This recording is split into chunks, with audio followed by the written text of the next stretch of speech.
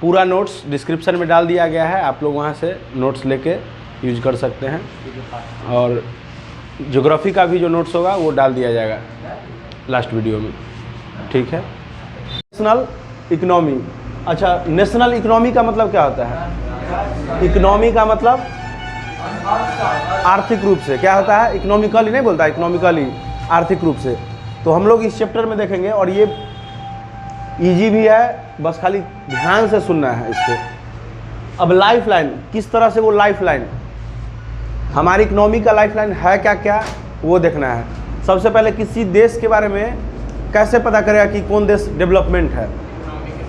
जिसका इकोनॉमिक बढ़िया है वो देश डेवलपमेंट है। जैसे अभी देख लो चाइना, अमेरिका, इसका इकोनॉमिक देखो ज़्यादा है तो ये लोग क्या है? डेवलपमेंट कंट्री है। अब इकोनॉमिक देखने के लिए अलग अलग चीज़ है।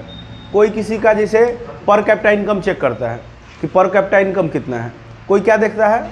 जीडीपी कितना है, कोई देखता है नहीं हर कैटेगरी है लेकिन मेन पर कैपिटा इनकम। कोई क्या देखता है? जीडीपी। कोई क्या देखता है? लिटरेसी रेट वगैरह है, लेकिन जो मेनली है वो पर कैपिटा इनकम। कोई देखता है कि हैप्पीनेस कितना है, हैप्पीनेस। बहुत ऐसा देश है जो अपना हैप्पीनेस ही मानता है, जैसे एग्जांपल में एक भूटान है, उसका कहना ही है कि लोग जितना खुशहाल है वो देश उतना विकसित है। तो सबका अलग अलग क्राइटेरिया है, लेकिन अगर फाइनली रूप से देखा जाए तो वो 3 चीज़ है जो इकोनॉमी को बताता है। एक है ट्रांसपोर्टिंग, क्या है? दूसरा कम्युनिकेशन, क्या क्या है? ट्रांसपोर्टिंग, कम्युनिकेशन और ट्रेड। 3 चीज़ है जो क्या बताता है? एक है ट्रांसपोर्टिंग, दूसरा क्या है? कम्युनिकेशन, और ये क्या है? ट्रेड। ट्रांसपोर्टिंग क्या होता है? ट्रांसपोर्टिंग का क्या काम है? ये एक प्लेस को दूसरे जगह से जोड़ता है, क्या करता है? जोड़ता है। और एक गुड्स को दूसरे जगह पहुंचाने का काम किसके कारण होता है? ठीक है, कम्युनिकेशन कनेक्टिंग का काम करता है। आज जितना भी मोबाइल वगैरह चाहे जो भी है कम्युनिकेशन का, वो क्या करता है? पूरे वर्ल्ड को क्या करता है? कनेक्शन का काम। उसको बोलते हैं ग्लोबल विलेज। क्या बोलते हैं? माने पूरे वर्ल्ड को एक विलेज के रूप में लिया गया है और उसको ग्लोबल, मतलब कि कनेक्शन के कारण, कम्युनिकेशन के कारण कनेक्शन हुआ और वो क्या बना दिया? Global village. ट्रेड, अगर ये दोनों होगा तो ट्रेड होगा कि नहीं? आखिर मैन्युफैक्चरिंग जो हो रहा है किस चीज़ के लिए हो रहा था? इम्पोर्ट और एक्सपोर्ट के लिए। वो ट्रेड होगा, उसमें कौन कौन सहयोग करेगा? तो अगर जिस देश का ये तीनों बेहतर है वो देश बेहतर है, उसका इकोनॉमी बेहतर है और वो डेवलपमेंट कंट्री है। तो ये समझ में आ गया यहाँ तक जो बताए। अब एक फेमस क्वेश्चन है, इस क्वेश्चन को लिखो। क्वेश्चन क्या पूछता है? तुम्हारा क्वेश्चन पूछेगा what is the need for transportation. क्या है question? What is the need for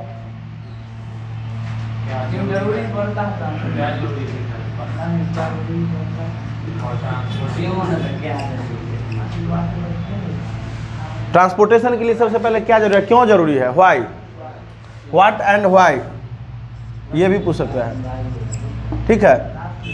अच्छा बताओ ट्रांसपोर्टेशन के लिए क्या जरूरी है? सप्लाई। देखो क्या होता है, जो फिनिश्ड गुड है उसको सप्लाई करता है, जहाँ पे बनता है उसको डिमांड, जहाँ जिस लोकेशन पे डिमांड हो रहा है उसको सप्लाई करता है। हाँ ठीक है, मान लो यहाँ मैन्युफैक्चरिंग हुआ, यहाँ पे कोई सामान बना और इसको जहाँ पे डिमांड है यानी मार्केट में किसके द्वारा जाता है? तो इसलिए ज़रूरी है। या इसका और भी है ट्रांसपोर्टिंग का, ट्रेवल में हेल्प करता है वन पोजीशन से। तो अपने मन से कुछ भी लिखना है, ऐसा नहीं कि जो बुक में दिया हुआ है हम उसी को लिखेंगे। हाँ अपने मन से।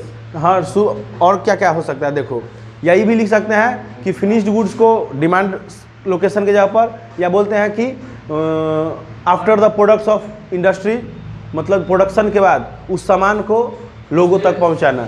ये किसके कारण होता है?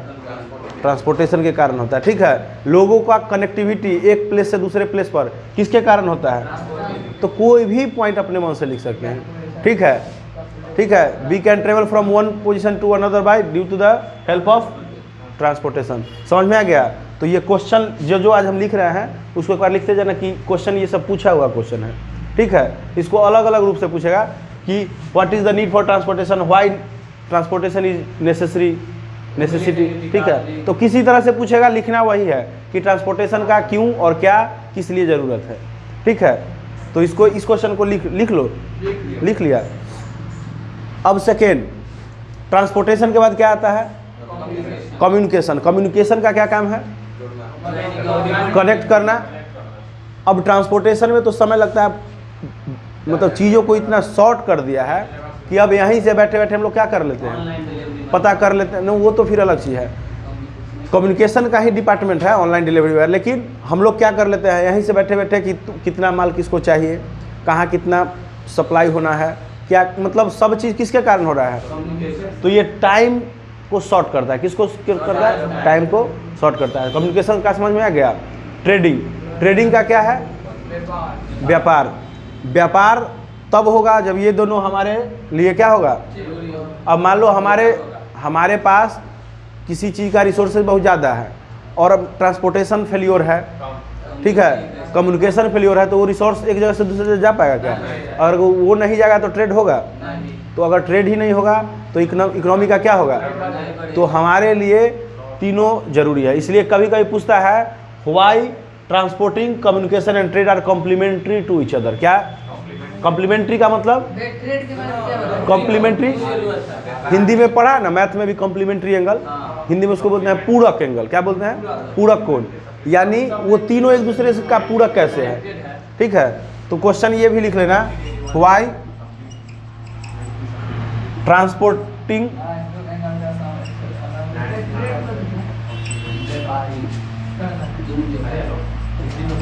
Communication and trade are complementary to each other. अब इसका क्या क्या लिखेगा एक बार देख लो इधर, ठीक है। Why transportation, communication and trade are complementary to each other. क्या लिखेगा इसका? हाँ, because all three are depend to each other, एक दूसरे के बिना, इसलिए तो कॉम्प्लीमेंट्री है, ठीक है। ट्रांसपोर्टेशन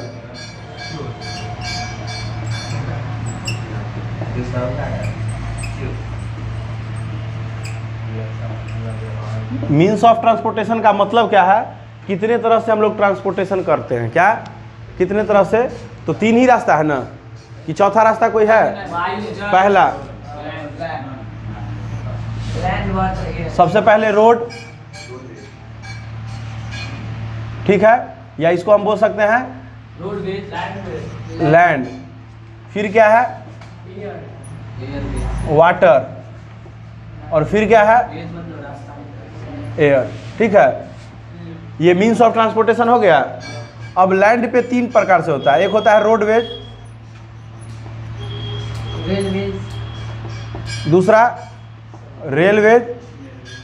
अच्छा, ट्रांसपोर्टेशन का मतलब ये नहीं कि जिसमें हम ट्रांसपोर्ट करें, गुड्स भी अगर ट्रांसपोर्ट हो रहा है तो वो ट्रांसपोर्टेशन में आता है।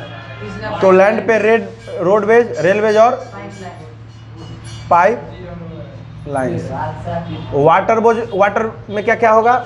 एक होता है इनलैंड, इनलैंड का मतलब अभी समझाते हैं, और एक होता है ओवर सी। इसका मतलब समझो, इनलैंड वो होता है जो जहाज वगैरह या छोटा छोटा जो होता है नदी वगैरह में जो चलता है, जिसे या कह सकते हो कि जो देश के अंदर एक दूसरे, हाँ, जो देश के अंदर एक जगह से दूसरी जगह पानी के थ्रू जाता है, उसको क्या बोलते हैं? इनलैंड। जिसे गंगा, जिसे अभी पढ़ेंगे वाटरवेज में, हल्दिया से लेकर है एक रोड, सबसे बड़ा रोड वाटरवेज फर्स्ट उसको बोलते हैं। ओवरसीज का मतलब होता है जो एक जगह से दूसरे विदेशों में। किसका? इनलैंड का मतलब होता है अपने ही देशों के अंदर एक जगह से दूसरे जगह किसके माध्यम से जाते हैं? वाटर के माध्यम से, तो उसको बोलते हैं इनलैंड। जब पानी के ही माध्यम से एक देश से दूसरे देश जाते हैं तो उसको क्या बोलते हैं? ये हमेशा समुद्र में होता है इसका, ये होता है रिवर वगैरह में, जैसे गंगा रिवर हो गया, गोदावरी रिवर हो गया, इस टाइप से, ठीक है। हाँ, ओवरसीज जो होता है वो इंटरनेशनल होता है। क्या होता है? ये क्या होता है? हाँ, इन द कंट्री, ठीक है। ये जो है ये दो प्रकार का है, ये भी है डोमेस्टिक एयरवेज, डोमेस्टिक एयर, और ये क्या है इंटरनेशनल एयरवेज।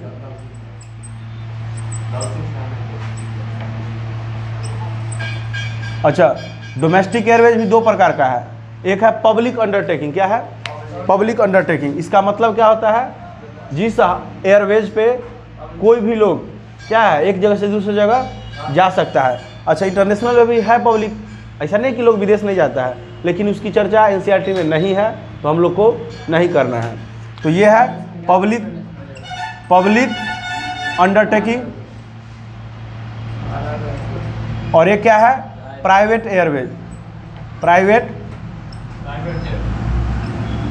बड़े बड़े लोगों के पास प्राइवेट भी है। एग्जाम्पल में सुना होगा कि अंबानी जी के छत पे ही लगा रहता है, वहीं से वो नीचे नहीं उतरते, उतना टाइम कौन बर्बाद करेगा, तो ऊपर से ही निकल जाते हैं।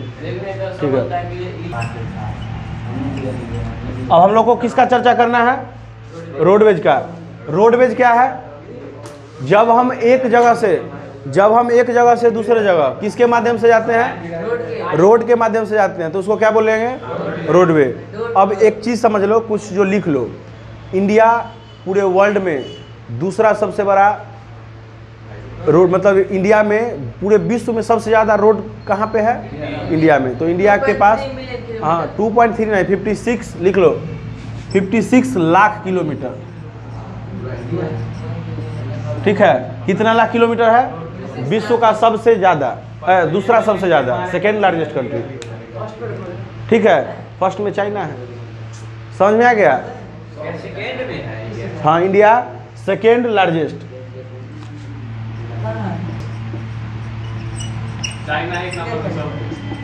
इंडिया क्या है, सेकेंड लार्जेस्ट कंट्री है।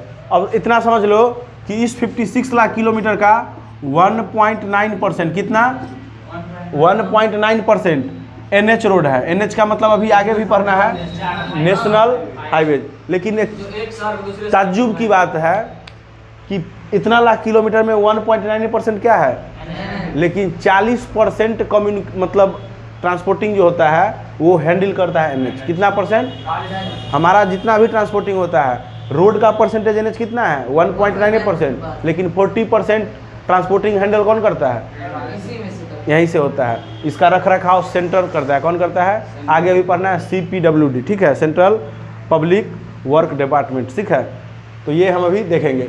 अभी रोडवेज समझ में आ गया। एक सीधा सा क्वेश्चन पूछता है, मतलब कई बार आ चुका है, right the short notes about roadways. क्या लिखना है, शॉर्ट नोट्स ऑफ रोडवे पे लिखना है, या what is the advantage of roadways.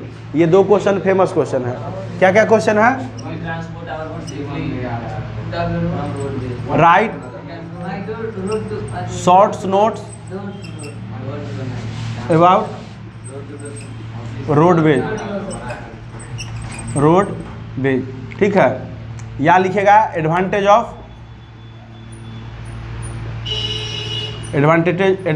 Of roadways. आगे जाके लिमिटेशन भी पढ़ना है कि क्या खराब मतलब ड्रॉबैक्स है। ठीक है, अभी अब एडवांटेज क्या देखो, क्या क्या पॉइंट लिखना है एक बार देख लो। सबसे पहले ये क्या प्रोवाइड करता है, डोर टू डोर सर्विस। क्या प्रोवाइड करता है, डोर टू डोर सर्विस। ये रोडवेज के कारण ही एक घर से दूसरे घर को जोड़ता है और door to door service provide करता है। कोई भी सामान है, चलो उसके यहाँ चलो रोड होगा ही होगा। ठीक है, तो ये क्या प्रोवाइड करता है, डोर टू डोर सर्विस। ठीक है, इसका कंस्ट्रक्शन और मेंटेनेंस कॉस्ट लो होता है दूसरे की तुलना में। किसके तुलना में, दूसरे। एग्जाम्पल में जैसे रेलवे, अब रेलवे का ट्रैक बनाने में ज़्यादा खर्चा लगेगा रोड बनाने की तुलना में। ऐसा नहीं कि इसमें खर्चा नहीं लगता है, लेकिन ये कंस्ट्रक्शन और इसका मेंटेनेंस क्या होता है, लो होता है। Construction and maintenance cost is low regarding other. ठीक है, अदर का क्या मतलब, रोडवेज के ही तुलना में। अब इसका हम वाटरवेज के तुलना में कंपेरिजन नहीं करेंगे। रोडवेज में ही पाइपलाइन हो गया, रेलवेज हो गया, उसके तुलना में इसका कंस्ट्रक्शन और मेंटेनेंस क्या है, ठीक है। अभी नहीं कि इस वाटरवेज में तो बनाना भी नहीं पड़ेगा, तो उसका हम तुलना ही नहीं करेंगे, हम रोडवेज में ही किसका। तो ये 2 point, door to door service, construction and maintenance cost is low regarding other, ये 2 पॉइंट एकदम लिख लो। Road can be constructed, road can be constructed in anywhere, irregular area क्या है, एनी वेयर, मतलब पहाड़ी जगह पे भी, hilly area, like hilly area, Himalaya पे भी लाइक हिली एरिया, जबकि रेलवे ट्रैक होगा क्या हिली एरिया में, तो रोडवे, तो ये भी एक बेनिफिट है, इसलिए इसका ये एडवांटेज क्या है, एडवांटेज है, ये कहीं भी कंस्ट्रक्टेड कर दिया जाता है हिली एरिया में भी, ठीक है। तो इस तीनों पॉइंट को याद रखना है इधर। ये भी पॉइंट ऐड कर सकते हैं, ये जो है सेकेंड लार्जेस्ट है, ठीक है। हाँ अरे रुक जा, चलो एक बार देख लो, अभी हम लोग क्या पढ़े थे, एडवांटेजेज ऑफ या शॉर्ट रोड्स, अब है ड्रॉबैक्स या डिसएडवांटेज ऑफ रोड्स। क्या है रोडवेज का डिसएडवांटेज, डिसएडवांटेज ऑफ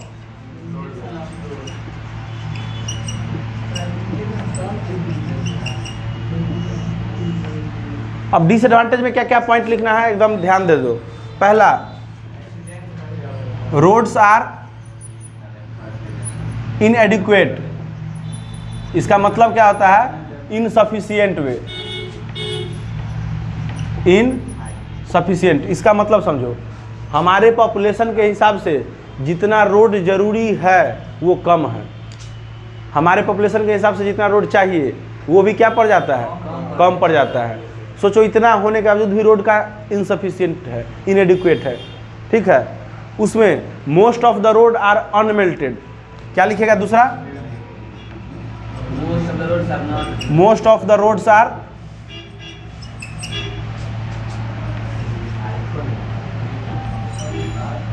अनमेल्टेड। अब समझो रोड्स 2 प्रकार का होता है, एक होता है मेल्टेड और एक होता है अनमेल्टेड। मेल्टेड को बोलते हैं पक्की सड़क, अनमेल्टेड को बोलते हैं कच्ची सड़क। तो हमारे इंडिया में ज़्यादातर रोड क्या है, अनमेल्टेड। अब मेल्टेड रोड कैसे डिफाइन करना है, मेल्टेड रोड में लगता है सीमेंट, बिटुमिनस कोल, ठीक है, जिसको बोलते हैं कोक वगैरह, अलकतरा वगैरह, तो ये सब लगता है। अनमेल्टेड रोड जो होता है, जिसको हम लोग आम भाषा में बोलते हैं ना, ईटा का जो बना होता है, ब्रिक्स का या मड का मतलब क्या होता है, ढलुआ रोड जो होता है, या मिट्टी का ही रोड होता है, उसको क्या बोलते हैं, अनमेल्टेड रोड। तो ज़्यादातर रोड कौन सा है, रोड तो है लेकिन रोड क्या है, अनमेल्टेड, जो जल्दी ही खराब हो जाता है। क्या हो जाता है, जल्दी खराब हो जाता है। तो मेल्टेड रोड पक्की सड़क, जो सीमेंट और कोयला वगैरह का जो मेन रोड होता है, हाँ ठीक है, समझ में आ गया, उसी को पिच को ही बोलते हैं पक्की सड़क। Most of the roads are not construct properly, हाँ, most of the roads are not construct properly, या ये भी बोल सकते हैं, लेकिन उसमें क्या होगा ना, उसमें हमारे इंजीनियर्स का बुराई हो जाएगा। तो इस तरह से हमको वो लाइन डायरेक्टली नहीं लिखना है कि नॉट कंस्ट्रक्ट प्रॉपर्ली, ठीक है।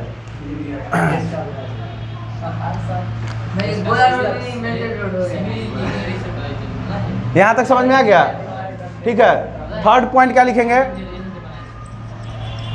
Traffic rule do not follow properly,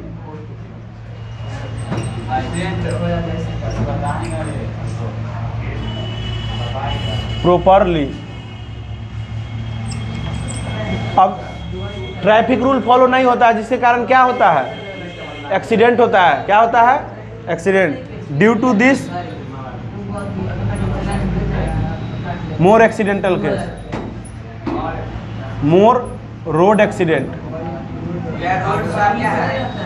यहाँ पे देखो, रोड्स आर इनएडुकेट, इनएडुकेट का मतलब इनसफिशिएंट, कम पड़ जा रहा है।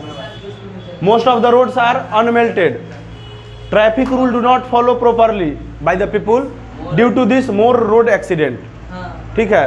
वो ट्रैफिक रूल ही फॉलो नहीं करते हैं, ठीक है। तो एकदम इस पॉइंट को लिख लेना है, ठीक है। Most of the roads are damaged in rainy season. क्या होता है? Most of the roads are, एक पॉइंट छूटा हुआ था, मोस्ट ऑफ द में भी और आज के कारण में होता है। Roads are damaged in rainy season and drought. Damaged in rainy season, rainy season. So again and again, बार बार उसको क्या करते हैं? कंस्ट्रक्शन करना पड़ता है। Be construct again and again, ठीक है, या be maintain again and again. तो ये लाइन भी लिख देना। So be construct again and again.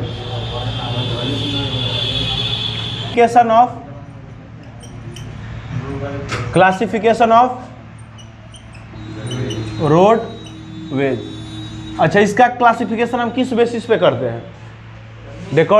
According to their capacity. क्या, कौन सा रोड का क्या कैपेसिटी है, उसके अनुसार हम क्या करते हैं? हाँ, रोडवेज का classification according to their capacity, ठीक है।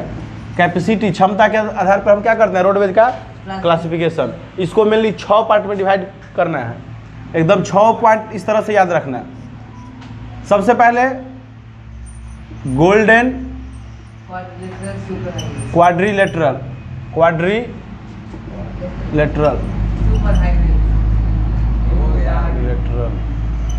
सुपर,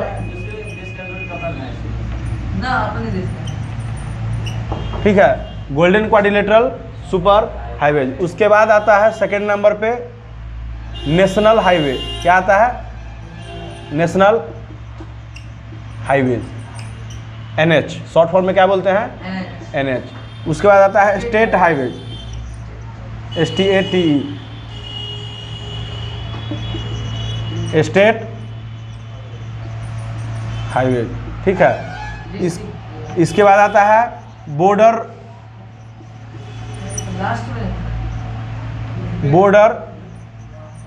रोड्स, ठीक है, जिसको बोलते हैं we are border road of organisation. जो मेंटेन कौन करता है? बॉर्डर। इसके बाद क्या आता है? नहीं, स्टेट हाईवे हो गया। रूरल रोड क्या आता है? और ये क्या आता है? डिस्ट्रिक्ट। देखो ये 6 याद रह जाएगा।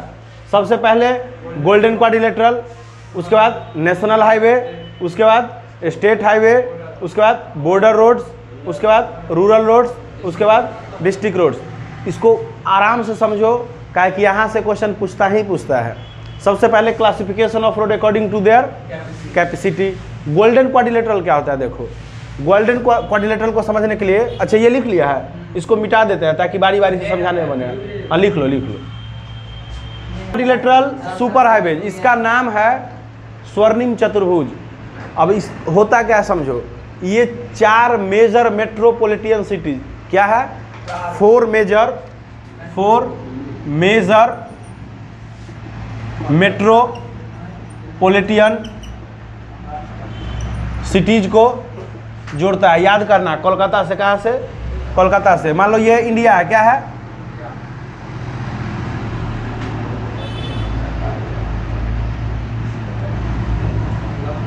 इस तरह से क्या है?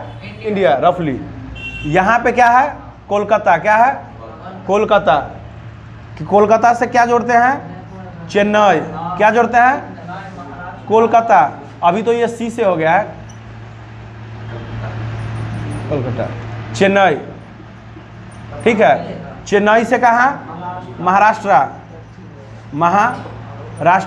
और महाराष्ट्र से दिल्ली, और फिर दिल्ली से कोलकाता, यहाँ से दिल्ली, ठीक है। ये 4 जगह को जोड़ता है। 4 क्या है? मेट्रोपॉलिटन सिटी, उसमें भी मेजर मेट्रोपॉलिटन सिटी, ठीक है। अच्छा, एक और चीज़, यहाँ से जो रोड जाता है वो कितना वे है? 6 वेज। कितना है? 6 लाइन्स का वेज है, 6 लाइन। जैसे यहाँ से यहाँ तक 6 रोड जाता है, 6 लाइन का, एक है, लेकिन 6, मतलब एक बार में 6 गाड़ी आएगा, और 6 गाड़ी तो 6 वेज है। यहाँ से यहाँ भी 6 वेज, ये लिख देगा। तो golden quadrilateral super highway 6 ways road है। कितना वेज? 6 वेज। दूसरा, इसका जो रख रखाव है, मेंटेन रेगुलेट, ये करता है NHAI। क्या करता है? Maintained by NHAI। याद रखना, पूछता है कि इसको regulate and maintain by NHAI। Regulates, हम कर देते हैं regulates and maintain by NHAI। National, लिख लो, NHAI का फुल फॉर्म क्या होता है? National highway authority of India. लिख लो इसको, NHAI। National highway authority of India इसको करता है। यही ऑर्गेनाइजेशन जो है ये 2 और रोड को मतलब उसका मेंटेन और रेगुलेट करता है, रख रखाव। वो है एक ईस्ट वेस्ट कॉरिडोर। क्या है? कॉरिडोर। इसका मतलब समझो क्या है? कॉरिडोर का मतलब एक ऐसा रोड जो ईस्ट को वेस्ट से जोड़ता है। अब सबसे ईस्टर्न में है असम का सिलचर, है तो अरुणाचल प्रदेश, लेकिन वो इतना पहाड़ पे है कि वहाँ रोड ले जाना संभव नहीं था। तो ये ईस्ट वेस्ट कॉरिडोर कहाँ से कहाँ है? असम के सिलचर से गुजरात के पोरबंदर, इसको जोड़ता है। एक है नॉर्थ साउथ कॉरिडोर, ये जम्मू एंड कश्मीर को कन्याकुमारी से जोड़ता है। किसको? हाँ, जम्मू एंड कश्मीर, यहाँ पे श्रीनगर है, श्रीनगर को कहाँ से जोड़ता है? कन्याकुमारी, कन्याकुमारी। तो ये 2 कॉरिडोर को भी कौन मेंटेन करता है या मरम्मत वगैरह कौन करवाता है? NHAI। इस दोनों को भी कौन करवाता है? NHAI। ठीक है, याद हो जाएगा। तो यहाँ से ये पूछता है, ये रोड अपने आप में इंपॉर्टेंट है, किसको कनेक्ट करता है ये पूछता है। इसी के अंतर्गत 2 और आता है, ईस्ट वेस्ट कॉरिडोर और north south corridor. East west Assam से लेकर गुजरात तक और नॉर्थ साउथ श्रीनगर से लेकर कन्याकुमारी तक को जोड़ता है। हाँ, कॉरिडोर है, रोड है। वो किसके लिए है? तो ईस्ट को वेस्ट से कनेक्ट कराने के लिए। ठीक है, ताकि जल्दी से जल्दी हम लोग पहुंच सके। अब हम लोग किसकी बात करेंगे? National highway. NH क्या है? National highway. अच्छा, नेशनल हाईवे का मतलब क्या हुआ? अच्छा, इसका रख रखाव पहले कौन करता है? लिख लो। इसका जो मेंटेन करता है, मेंटेनेंस और कंस्ट्रक्ट, वो कौन करता है? CPWD। इसका फुल फॉर्म लिख लो, सेंट्रल पब्लिक, बोलो, सेंट्रल पब्लिक वर्क डिपार्टमेंट। क्या होगा? हाँ, तो पीछे पीछे बोलना है, सेंट्रल पब्लिक वर्क डिपार्टमेंट। इसका काम क्या है? एक स्टेट को दूसरे स्टेट से जोड़ना। नेशनल हाईवे का क्या काम है? Connect one state to another state. अच्छा, कुछ क्वेश्चन जो बुक में चर्चा नहीं किया लेकिन समझ लो। भारत का सबसे लंबा NH कौन है? तो देखो, NH बहुत सारा है तो उसका नंबरिंग किया हुआ है, NH1 NH2।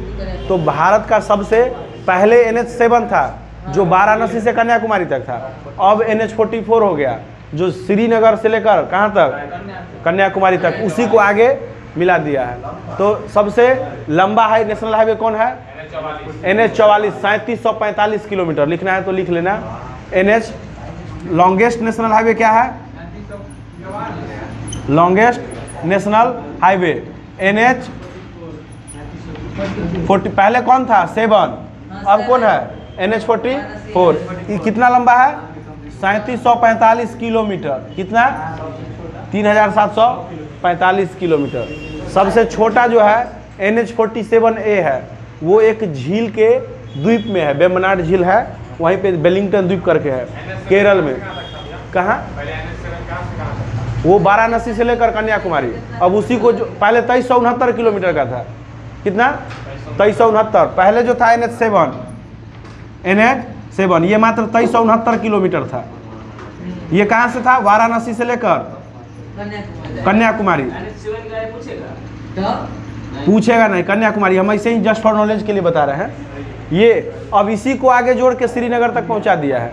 ठीक है। अच्छा, एक और एक चीज़ जनरल नॉलेज के लिए याद रखो, नेशनल हाईवे 1 ये श्रीनगर से कहाँ है? श्रीनगर से पंजाब तक, कहाँ? या ये कह लो नेशनल हाईवे 1 जो है पाकिस्तान के बॉर्डर से दिल्ली तक है, कहाँ? पाकिस्तान के बॉर्डर से दिल्ली तक, ठीक है। और नेशनल हाईवे 2 दिल्ली से आगरा तक, कहाँ? और इस दोनों को बोलते हैं ग्रैंड ट्रंक रोड, याद रख लो ये। यानी पूछेगा कि ग्रैंड ट्रंक रोड में कौन कौन नेशनल हाईवे है, तो नेशनल हाईवे 1 और नेशनल हाईवे 2, ये NTSC का क्वेश्चन है। बहुत सारा है, 3-4 भी है, लेकिन ये पूछता है कि ग्रैंड ट्रंक रोड में कौन कौन नेशनल हाईवे है, तो नेशनल हाईवे 1 और नेशनल हाईवे 2 ये पूछता है। ये बोर्ड एग्जाम के लिए नहीं है, तो लिख के क्या फायदा, NTSC।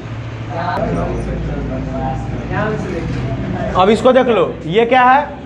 State highway. State highway का मेंटेनेंस और रख रखाव कौन करता है? PWD। क्या है? देखो उसमें था CPWD, इसमें या तो तुम लिख सकता है SPWD या सीधे PWD। इसका मतलब क्या होता है? पब्लिक वर्क डिपार्टमेंट, या ये लिख सकते हैं SPWD, state public work department. क्या इसका फुल फॉर्म याद हो जाएगा? Public work department. अगर हाँ, वो CPWD था, ठीक है, ये SPWD। यहाँ तक समझ में आ गया? अच्छा, इसका क्या काम है? Connect capital to different district. क्या करता है ये? राज्य के राजधानी को उस राज्य के विभिन्न जिलों से जोड़ता है। एग्जाम्पल में समझो, अभी बिहार का कैपिटल क्या है? पटना। अब पटना को विभिन्न डिस्ट्रिक्ट से जिस रोड से जोड़ता है उसको क्या बोलते हैं? State highway. तो ये कैपिटल को कनेक्ट कैपिटल टू डिफरेंट या वेरियस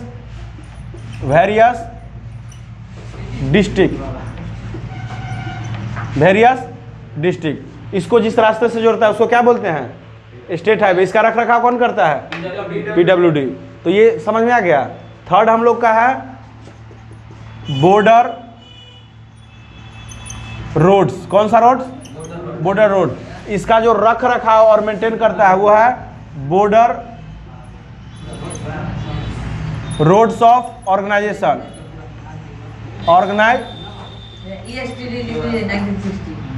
ठीक है, सुनो, बॉर्डर रोड्स ऑर्गेनाइजेशन समझ में आ गया? BRO, border roads. ये सेंट्रल लेवल के अंदर आता है। किसके अंतर्गत आता है? सेंट्रल गवर्नमेंट के अंतर्गत आता है। अच्छा, एक चीज समझो, बॉर्डर रोड्स का जरूरत क्यों है?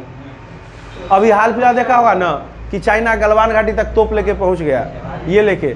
तो बॉर्डर का कहीं भी इंटरनेशनल दो देशों के बीच का जो बॉर्डर है वहां तक हमारे मिलिट्री पहुंच पाए, हमारे मिलिट्री का डिफेंस पहुंच पाए, इसके लिए रोड होना जरूरी है। और उस रोड का रख रखाव और मेंटेनेंस बॉर्डर रोड्स ऑर्गेनाइजेशन करता है। यहाँ पे मेनली जो फोर्स होता है जो होम मिनिस्ट्री के अंतर्गत आता है वो है BSF, बॉर्डर सिक्योरिटी फोर्स। तो उस सब को पहुँचने के लिए हमको रोड चाहिए कि नहीं चाहिए बॉर्डर तक? तो उसका रख रखाव क्या उसको बोलते हैं? Border roads. उसका रख रखाव कौन करता है? Border road. ठीक है, तो ये रोड के बारे में पूछ सकता है। फोर्थ है रूरल रोड्स। क्या है? Rural roads. अच्छा, इसका जो ऑर्गेनाइजेशन मतलब इसका रख रखाव वो है, इसका रोड बनता है किसके द्वारा? प्रधानमंत्री ग्राम सड़क योजना। इसका फुल फॉर्म लिख लो, PMGSY, प्रधानमंत्री ग्राम सड़क योजना। ठीक है, ग्राम सड़क योजना। इसका क्या काम है? इसका काम है गांव के विभिन्न गांव को एक दूसरे से जोड़ना, विलेज टू विलेज को कनेक्ट करना, दूसरा विलेज को टाउन से कनेक्ट करना। इसका क्या काम है? Village to village connection, village to village connection, और विलेज को टाउन से कनेक्ट करना, विलेज टू टाउन, ताकि लोग जितने भी हैं, चाहे सब्जी किसान हो चाहे कोई भी, अपना फल फूल शहर में ले जाके बेच सके। तो विलेज को टाउन से जोड़ना और एक गांव को दूसरे गांव से जोड़ना, ये किसके अंतर्गत आता है? प्रधानमंत्री ग्राम सड़क योजना। ये किसके अंतर्गत आता है? प्रधानमंत्री ग्राम सड़क योजना। ठीक है, लास्ट देखो, इसको बोलते हैं डिस्ट्रिक्ट रोड्स। क्या बोलते हैं? District roads. अच्छा, डिस्ट्रिक्ट रोड्स का रख रखाव कौन करता है? जिला परिषद। कौन करता है? जिला परिषद। लिख लेना। इसका मेंटेनेंस कौन करता है? जिला परिषद। अच्छा, जिला परिषद तो करता है। डिस्ट्रिक्ट रोड किसको किससे जोड़ता है? तो डिस्ट्रिक्ट रोड जो होता है, एक डिस्ट्रिक्ट को उस डिस्ट्रिक्ट के डिफरेंट टाउन्स, विलेज, इस सब को जोड़ता है। ठीक है, किसको किससे जोड़ता है? उस डिस्ट्रिक्ट का जो मेन होता है, जहाँ पे डीएम का आवास होता है, वहीं पे रहता है। वहाँ से एक गांव को दूसरे गांव, डिस्ट्रिक्ट से गांव को जोड़ने वाला रोड को क्या बोलते हैं? इसका रख रखाव कौन करता है? जिला परिषद। समझ में आ गया? तो ये 6 रोड के बारे में हमको डिटेल से पढ़ना था। अब लिख देगा, चाहे वो रोड गोल्डन क्वाड्रिलेटरल हो, नेशनल हाईवे हो, स्टेट हाईवे हो, बॉर्डर रोड हो, रूरल रोड हो और डिस्ट्रिक्ट रोड हो, इसके बारे में। अच्छा, एक लास्ट में क्वेश्चन बच जाता है, रोड डेंसिटी क्या है? Road density, what is road density? Maniraj, road density क्या है? पर 100 किलोमीटर में जो लेंथ ऑफ रोड होता है, पर 100 किलोमीटर एरिया में रोड के लेंथ को रोड डेंसिटी बोलते हैं। क्या बोलते हैं? Road density. यहाँ पे इस पॉइंट को लिख लो, व्हाट इज रोड डेंसिटी? क्या है? पर 100 किलोमीटर स्क्वायर में, पर 100 kilometre square the length of road. इसको क्या बोलते हैं? Road density. अच्छा, एक चीज बता है, सबसे ज्यादा रोड डेंसिटी किसका है? केरला का है। किसका है? केरला का। ऐसे तो दिल्ली में है, हम नॉर्मल यूनियन टेरिटरीज की बात नहीं कर रहे हैं, स्टेट की बात कर रहे हैं। तो सबसे ज्यादा किसका है? केरला का रोड डेंसिटी। ठीक है, तो यहाँ तक था। कल हम लोग रेलवेज, वाटरवेज कंप्लीट कर देंगे। इंडिया का जो रेलवे है, एशिया में सबसे बड़ा, एशिया में सबसे बड़ा, वर्ल्ड में तीसरा नंबर पर है। वर्ल्ड में तीसरा नंबर पर है। एशिया में सबसे बड़ा है तो चाइना कैसे होगा? तो क्या बोले, एशिया में सबसे बड़ा railway, India is the largest, world में तीसरा नंबर पे। इंडियन रेलवे इज द, इसको ठीक कर लो, 14 को जो है Indian railway is the largest in Asia and third largest in world। World में क्या है? थर्ड लार्जेस्ट है। पूरा एशिया में प्रथम और वर्ल्ड में तीसरा सबसे बड़ा है इसका ट्रैक वगैरह। इंडिया में सबसे फर्स्ट टाइम रेलवे कब चला? द फर्स्ट टाइम 1853, 16 अप्रैल। ये मुंबई से कहाँ चला था? मुंबई से थाने जगह का नाम है। यहाँ से ये 34 किलोमीटर, कितना है? 34 किलोमीटर सबसे पहली बार चला था। ठीक है, याद रखना ये कि भारत में उस टाइम में कौन था? उस टाइम में कौन था वायसराय? लॉर्ड डलहौजी था। कौन था? लॉर्ड डलहौजी था। तो वो याद नहीं करना है कि कौन था, बस ये याद रखना है कि कब से कब चला था। ठीक है, ये 2 पॉइंट याद हो जाएगा। सबसे पहला, इंडिया का एशिया में क्या प्लेस है, वर्ल्ड में क्या प्लेस है और कब चला, इतना बस कर देना है।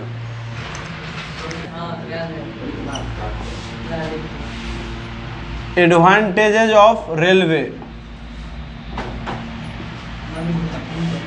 रेलवे का क्या एडवांटेज है? तो सबसे ज़्यादा क्या एडवांटेज है? रेलवे इकलौता ऐसा गवर्नमेंट सेक्टर है जो एम्प्लॉयमेंट को क्रिएट करता है। किसको? सबसे ज़्यादा सरकारी नौकरी कौन देता है? रेलवे। इसलिए देता है कि रेलवे का जो वैकेंसी आता है उसमें करोड़ों करोड़ का फॉर्म फिलअप होता है। तो सबसे ज़्यादा सीट भी किस में है? तो इसलिए रेलवे से उपेक्षा भी है और देता भी है सबसे ज़्यादा एम्प्लॉयमेंट। तो पहला एडवांटेज क्या लिखना है? It generates lots of employment. क्या? It generates lots of employment. Second advantage क्या है? कम पैसा लगा। It is affordable to every person with respect to cost. Cost के रिस्पेक्ट में, अब जैसे दिल्ली जाना है, हम अभी अगर किससे नॉर्मल ट्रांसपोर्टेशन या मतलब कार वगैरह बस से जाएं तो ज़्यादा पैसा लगेगा किसके तुलना में? ट्रेन के तुलना में। तो इट अफोर्डेबल, हाँ, इट इज पटना जाना वाला 30 रुपये में चला जाएगा। Affordable to every person for with respect to their, it is affordable to every person with respect to their cost, उसके cost को देखते हुए, WRT with respect to their cost। बस इतना याद रखना, it is affordable to every person, ठीक है, वो सभी के लिए है। किसके रिस्पेक्ट में? कोस्ट के रिस्पेक्ट में, कि ये ज़्यादा अफोर्डेबल है, ठीक है। तो long distance travel bye rail, इसका नेटवर्क भी बहुत फैला हुआ है, वाइड नेटवर्क,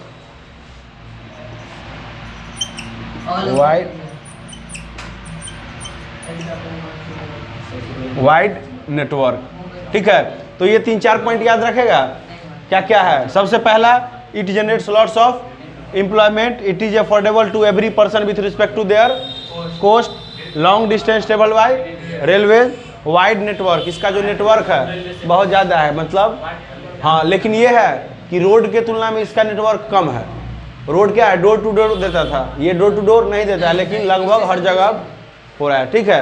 तो ये सब सुविधा, ये सब इसका क्या है? एडवांटेज है। क्या है? It is used also for goods transportation. Goods transportation जो होता है हेवी लेवल पे, वो भी किसके द्वारा होता है? हाँ, जितना भी मालगाड़ी वगैरह है वो ये ट्रांसपोर्टेशन करता है, ठीक है। कितना? कम दाम में। कितना? कम दाम में, ठीक है। तो ये सब पॉइंट्स है। अब कुछ एक टॉपिक ये है, इसको मिटा देते हैं। रेलवे के नेटवर्क में कौन सा चीज इन्फ्लुएंस्ड करता है, प्रभावित करता है? What is the influenced factor? What is the factor? What is the factor to influence their network? Network का मतलब क्या है? इसके ट्रैक को कौन ऐसा फैक्टर है जो प्रभावित करता है? तो वो 3 चीज है। फर्स्ट,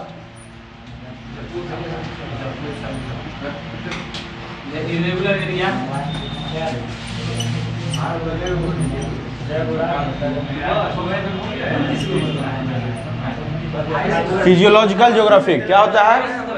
फिजियोलॉजिकल,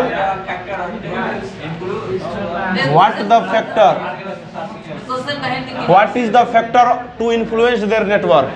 समझो पहले, बोला है कि क्या कारण है। फैक्टर का मतलब कारक, जो प्रभावित करता है उसके नेटवर्क को फैलने में। हाँ, क्या क्या दिक्कतें हैं? तो सबसे पहला फिजियोलॉजिकल ज्योग्राफी का मतलब फिजिकल जो इंडिया का पोजीशन है, कहीं हिमालय है, कहीं डिजर्ट है, कहीं ये है, तो ये उसको। हाँ, दूसरा है economic,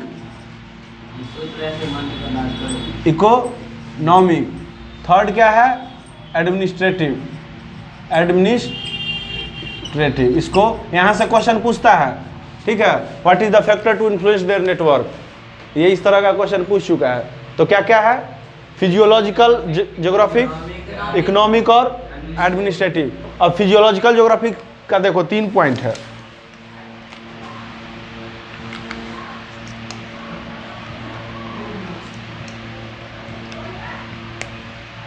first, Indo Gangetic reason, मतलब इंडस रिवर के बारे में पढ़ा है? हाँ। सिंधु नदी, गंगा रिवर पता है, गंगेटिक, यानी इस दोनों के क्षेत्र, यानी मेनली प्लेन एरिया में। किसमें? प्लेन एरिया में।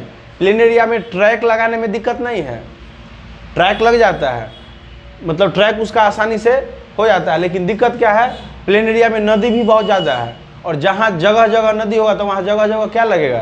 पुल, और पुल बनाने में बहुत खर्च लगता है, तो ये उसको इन्फ्लुएंस करता है। ठीक है, Indo Gangetic river, more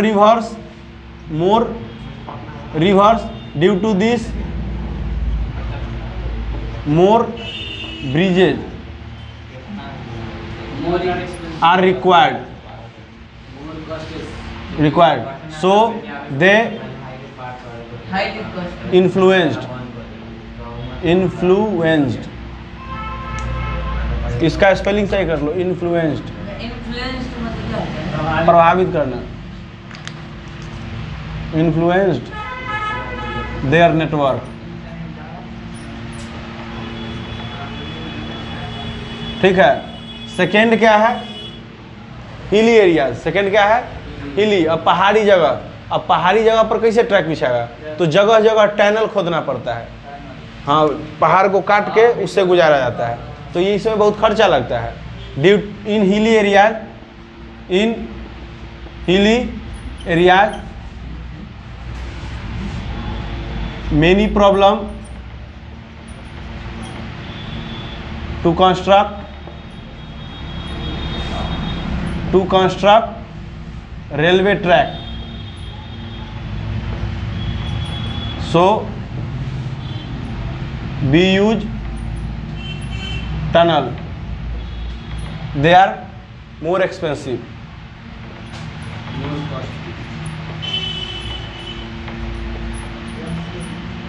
they are more expensive।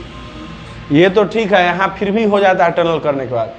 Dessert area का मतलब वहाँ पे तो कोई दिमाग ही काम नहीं करता है, उस पर थोड़े ना ट्रैक, तब तो बालू है, पकड़ पाएगा कोई चीज़। तो इन डिजर्ट, यहाँ पे नेटवर्क बहुत प्रभावित होता है। इन डिजर्ट एरिया, नहीं तो बनता कैसे होगा? वहाँ पे ट्रैक बहुत कम होता है, डिजर्ट वगैरह पे सुना है। मेनली डिजर्ट कहाँ है? राजस्थान गुजरात, महाराष्ट्र एंड गुजरात का कच्छ एरिया, गुजरात का कौन सा एरिया? कच्छ एरिया। ठीक है, it is more influenced in railway network, they create more influence to railway network. इसको लिख लेना, दे क्रिएट। इकोनॉमी कैसे होता है बताओ? इकोनॉमी का क्या इफेक्ट पड़ता है? एक इकोनॉमिक होता है, दूसरा क्या है? एडमिनिस्ट्रेटिव। इकोनॉमी की सब में लगाएंगे पैसा तो उसका इफेक्ट तो होगा नहीं। इसका एक पॉइंट लिखना कि रेलवे के कंस्ट्रक्शन, कौन सा? Construction and maintenance cost, maintenance cost जो है वेरी हाई, सो इसके इकोनॉमिक पे बहुत फर्क पड़ता है। ठीक है, इसका कंस्ट्रक्शन बनाना और मेंटेनेंस करना भी बहुत ज़्यादा खर्चीला होता है। ठीक है, सो इसको क्या करता है? इकोनॉमिक को इन्फ्लुएंस करता है, प्रभावित करता है। एडमिनिस्ट्रेटिव देखो, government policy affect the economy, government policy affect the administrative. Directly किस पे डिपेंड है? मतलब एडमिनिस्ट्रेटिव के कारण भी इकोनॉमिक का उलट पुलट होता है। अगर गवर्नमेंट पॉलिसी, जैसे इनकम को बैलेंस करने के लिए जो टिकट फेयर है, जो टिकट का भाड़ा है, उसको कम या ज़्यादा, तो ये कौन बनाता है? एडमिनिस्ट्रेटिव। ठीक है, तो एडमिनिस्ट्रेटिव समझ में आ गया क्या है? गवर्नमेंट पॉलिसी अफेक्ट द, लिख लो, government policy affect the railway income. ठीक है, और इनकम है तो अपने आप इकोनॉमिक से रिलेटेड है। ठीक है, तो ये तीनों सब समझ में आ गया। पहला क्या था? फिजियोग्राफिक। सेकेंड क्या था? इकोनॉमिक। थर्ड क्या था? एडमिनिस्ट्रेटिव। अब अगर एडवांटेज पढ़े हैं तो एक क्या होगा? डिसएडवांटेज। तो लिख लो, limitation of railways, limitation of railway, limitation, या इसी को क्या दे देगा? Disadvantage of railways. अच्छा, डिसएडवांटेज क्या क्या है एक बार देख लो। सबसे पहला अननेसेसरी पुलिंग द चैन, या बिना बात का ट्रेन को रोक देना, unnecessary stoppage, stop the train, या pulling the chain. Second, without ticket travelling. पहला क्या है? Without ticket. पहला क्या है? अननेसेसरी स्टॉप्स ट्रेन, या pulling the chain, pulling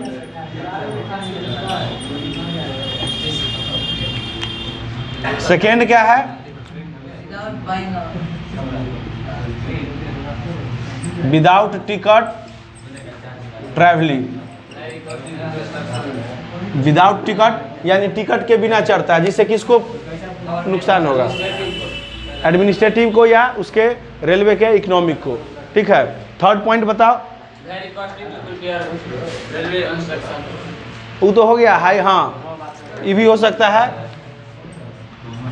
construction It's very expensive. And maintenance, maintenance cost is high. जो इसमें था ना इकोनॉमिक में, वो इसका डिसएडवांटेज भी तो है कि इसका खर्चा ज़्यादा है, बनाने में भी, कंस्ट्रक्शन में भी, और किस में? मेंटेनेंस करने में, रख रखाव में भी इसका खर्चा ज़्यादा है। नहीं होगा फैन। और बताओ। और बताते need more fuel, need more fuel. Example में इलेक्ट्रिसिटी हो, क्या हो? इलेक्ट्रिसिटी या कोल, ये ज़्यादा इसको चाहिए। ठीक है, स्टीलिंग अभी भी स्टीलिंग थेफ्ट, चोरी बहुत हो जाता है। और तो और यूथ लोग या और भी आम आदमी तोड़ फोड़ भी बहुत करता है। देखता होगा कभी भी कुछ हुआ तो रेलवे को जला दिया, तो ये किसका नुकसान होगा? तो ये डिसएडवांटेज है। ठीक है, पुल से अब थोड़ी ना चलता है। अभी भी लोकल गाड़ी बहुत जगह कोल से चलता है, मालगाड़ी कोल से चलता है, हर जगह थोड़े ना। अभी हाँ, कोयला से पहले कोल था, वो गदर वाला याद आ गया ना कि कोयला को जल्दी जल्दी। पाइपलाइन, इसको लिख दो। It is the latest form of, it is the latest form of या new form of transportation. It is the latest, it is the latest form of या न्यू फॉर्म ऑफ ट्रांसपोर्टेशन। क्या है? Transportation. Pipeline में कैसे होगा? It is the, बता रहे हैं, it is the latest form of या न्यू फॉर्म ऑफ ट्रांसपोर्टेशन। ठीक है, इसमें मेनली किसी का ट्रांसपोर्टेशन होता है? ऑयल, नेचुरल गैस या गैस, और सॉलिड स्लरी। ठीक है, oil, natural gas, solid slurry, water भी होता है, बता रहे हैं। ठीक है, it is the latest form of, तेल का मतलब समझ में आ रहा है? नेचुरल गैस मतलब नॉर्मल गैस, सॉलिड स्लरी का मतलब क्या होता है बता रहे हैं? गाढ़ा टाइप का सामान होता है सॉलिड। और जैसे एग्जांपल में बता रहे हैं, आजकल देख रहा होगा ढलैया जो होता है, रूफिंग का काम जो होता है उस पर में, तो पाइप के द्वारा ले जाया जाता है गिट्टी वगैरह मिक्स करके, उसी को बोलते हैं सॉलिड स्लरी। क्या बोलते हैं? Solid slurry. ठीक है, जो मड टाइप का रहता है, किस टाइप का? मड टाइप का रहता है, उसको क्या बोलते हैं? Solid slurry. तो ये किसके थ्रू जाता है? पाइपिंग। सबसे पहले इसमें पूछेगा write two merit and two demerit, 2 number का आएगा, जो 2 बार पूछ चुका है, 2 बार पूछ चुका है। एक बार write merit, two merit. Merit में क्या लिखेंगे सबसे पहले? कि ये फास्ट और इफिशियंट ट्रांसपोर्टेशन है। क्या है? फास्ट, एकदम जल्दी, और ठीक है, फास्ट एंड इफिशियंट। सेकेंड इसका मेरिट क्या है? इसके कंस्ट्रक्शन में बहुत पैसा लगता है। ठीक है, more cost in the construction, high cost in the construction, but less cost in the maintenance. Maintenance में इसमें ज़्यादा खर्च नहीं है। ठीक है, तो यहाँ पे ये बेनिफिट है। कंस्ट्रक्शन कॉस्ट तो हाई है, लेकिन मेंटेनेंस कॉस्ट इसका, जबकि रेलवे वगैरह का कंस्ट्रक्शन कॉस्ट भी हाई था, मेंटेनेंस कॉस्ट भी। सिटी टू सिटी हाँ, करता है प्रोवाइड। ठीक है, ये one place to other place, one state to other place सब प्रोवाइड हो रहा है। शुरू में ये बहुत कम हो रहा था, अब हो रहा है। अब इसका 3 रूट पहले समझ लो, और यहाँ से क्वेश्चन पूछता है, याद कर ले। मतलब 70% चांस है कि यहाँ से क्वेश्चन पूछता ही पूछता है ये। किसका 3 कहाँ से कहाँ और कब हुआ था पाइपलाइन का। पहला सबसे पहला जो पाइपलाइन हुआ था तैयार आसाम, कहाँ से आसाम, आसाम से यूपी कानपुर, कहाँ आसाम से लेकर यूपी, यूपी में कहाँ कानपुर। ये गैस के लिए हुआ था, किसके लिए गैस सप्लाई के लिए। ठीक है, कब हुआ था ये पूछेगा नहीं, बस जगह पूछेगा। कहाँ से कहाँ आसाम से कानपुर। ठीक है। सेकेंड गुजरात, गुजरात से पंजाब यूपी, इसका याद कर लो, यूपी में जगदीशपुर, कहाँ जगदीशपुर। देखो अभी 2 ठो यूपी हो गया। कहाँ से कहाँ आसाम से यूपी का कानपुर, गुजरात से यूपी का जगदीशपुर। ये बीच में हाँ ऐसा नहीं कि डायरेक्ट यहाँ से आया है, इस बीच में राजस्थान वगैरह एमपी वगैरह भी आता है, लेकिन हम लोग को उतना याद नहीं रखना है, खाली कहाँ रखना है आसाम से गुजरात to UP. आसाम से यूपी, गुजरात से यूपी। एक और नहीं पंजाब एक तीसरा देख लो, गुजरात से पंजाब के जलंधर, कहाँ जालंधर. पंजाब के जालंधर। ये 3 पाइपलाइन याद रखना, पंजाब का जलंधर, ये 3 पाइपलाइंस है। ठीक है, नहीं ऑयल के लिए भी है गैस के लिए भी है। ठीक है, तो इसको हम लोग याद रख लेंगे कि 3 पाइपलाइन से यही पूछता है कि राइट 3 पाइपलाइंस नेटवर्क। ठीक है, किसका इसका डिमेरिट्स क्या है देख लो। सबसे पहले फियर ऑफ लीकेज, लीकेज होने का डर क्या है, कंस्ट्रक्शन कॉस्ट इज हाई, 2 ठो लिख देना है। 2 मेरिट याद हो गया, 2 डिमेरिट याद हो गया। डिमेरिट क्या क्या है, फियर ऑफ लीकेज, लीकेज होने का डर हमेशा रहता है। जैसे मान लो गैस से सप्लाई होगा, अब तो धीरे धीरे अडानी ग्रुप शुरू से ही कर रहा था कि घर घर तक, जैसे अभी नल कैसे खोलता है वो, घर घर तक अब गैस एलपीजी गैस जो है, बाहर में तो है, यहाँ पे भी होगा आने वाले समय में। घर घर मतलब किचन में तुम्हारा पाइप पहुंचेगा, तुमको कनेक्शन लेना है लीजिए, नहीं लेना है। जैसे नल जल योजना है ना, वैसे गैस योजना भी आएगा उसका। हाँ हाँ हाँ, चार्ज करना पड़ेगा. तो ये लो मेंटेनेंस है वो मेरिट में क्या है पाइपलाइन का, एक तो मेंटेनेंस कॉस्ट लो और fast and efficient transportation. Demerit में क्या है, कंस्ट्रक्शन कॉस्ट हाई और फियर ऑफ लीकेज। 2 मेरिट और 2 डिमेरिट लिख देना है। ठीक है, अब हम लोग पढ़ेंगे वाटरवेज। क्या पढ़ेंगे, वाटरवेज। तो सबसे पहले वाटरवेज याद रखना, इट इज द चीपेस्ट, क्या है, it is the cheapest means of transportation. लिख लेना, it is the cheapest means of transportation. for carrying bulk. It is the cheapest. It is the cheapest means of transportation. Means of transportation. ठीक है, और इसका use किसके लिए किया जाता है, it is use for heavy and bulky weight. ठीक है, Used for carrying heavy. it is used back, it is used for carrying heavy and bulky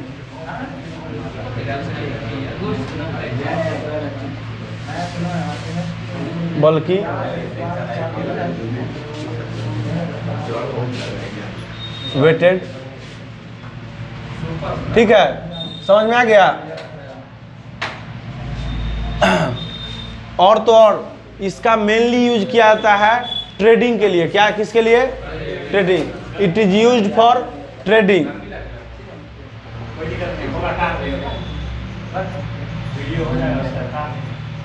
it is used for trading. किसके लिए यूज किया जाता है, ट्रेडिंग के लिए। Mainly इसका क्या काम है, ट्रेडिंग। व्यापार। हाँ, व्यापार के लिए ही यूज किया जाता है। अभी ऐसा कोई नहीं कि पानी के रास्ता से जाएगा अब तो। ठीक है, एयरवेज वगैरह ज़्यादा टाइम कीपिंग हो गया है तो लोग उसका यूज कर रहे हैं, लेकिन हाँ पहले इसका यूज ट्रैवलिंग के लिए भी होता था, अब ट्रेडिंग के लिए ज़्यादा होता है। ठीक है, याद रखो अभी भी 95% एक्सपोर्ट जो होता है वाटरवेज से ही होता है। ठीक है,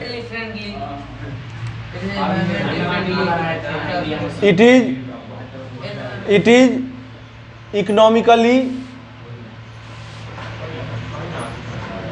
cheap and environmentally friendly nature का होता है, ये कम पॉल्यूशन फैलाता है, ठीक है, उसके तुलना में, ठीक है, इन्वायरमेंटली फ्रेंडली होता है, ठीक है। अब इसका कुछ रूट है, ठीक है, इसको बोलते हैं नेशनल वाटरवेज। क्या बोलते हैं? National water. जॉब के बारे में नहीं लिख सकते, जॉब तो देता है बहुत। हाँ, ये उतना जॉब वगैरह क्या देगा? हाँ हाँ, मर्चेंट नेवी वगैरह का होता है, तो ये सब लिख सकता है, इसमें कोई दिक्कत नहीं है। अब नेशनल वाटरवेज, वाटरवेज का मतलब कि नेशनल जो है एक रूट बनाया है, लगभग इंडिया में 200 नेशनल वाटरवेज है। कितना? 200, जिसमें से 200 में से हम लोग को मेनली जो है वो 6 के बारे में पढ़ना था, लेकिन अपने एनसीईआरटी बुक में मात्र 1 के बारे में बताया हुआ है। वो है एक रूट है जो सबसे लॉन्गेस्ट रूट है। क्या है? सबसे लॉन्गेस्ट रूट, और वो है इलाहाबाद। इसका नाम अब क्या हो गया है? प्रयागराज। क्या हो गया है? प्रयागराज। प्रयागराज से लेकर हल्दिया। प्रयागराज कहाँ है? प्रयागराज है यूपी में। कहाँ है? और ये हल्दिया कहाँ है? वेस्ट बंगाल। प्रयागराज से हल्दिया कितना किलोमीटर? 1600 कितना किलोमीटर है? 1620 किलोमीटर। ये वाटरवेज है, ठीक है। ये समझ में आ गया? हमको पता है कि ये किस में काम करता है वाटरवेज? जनरली ट्रेडिंग के लिए हमको एक जगह चाहिए, तो उसको बोलते हैं जो जहाँ पे ट्रेडिंग का लेन देन होता है उसको बोलते हैं पोर्ट्स। क्या बोलते हैं? पोर्ट्स। जिसको बोलते हैं बंदरगाह। इसको क्या बोलते हैं? सी पोर्ट्स। क्या बोलते हैं? सी पोर्ट्स। जो एयरवेज के लिए होता है उसको बोलते हैं एयरपोर्ट।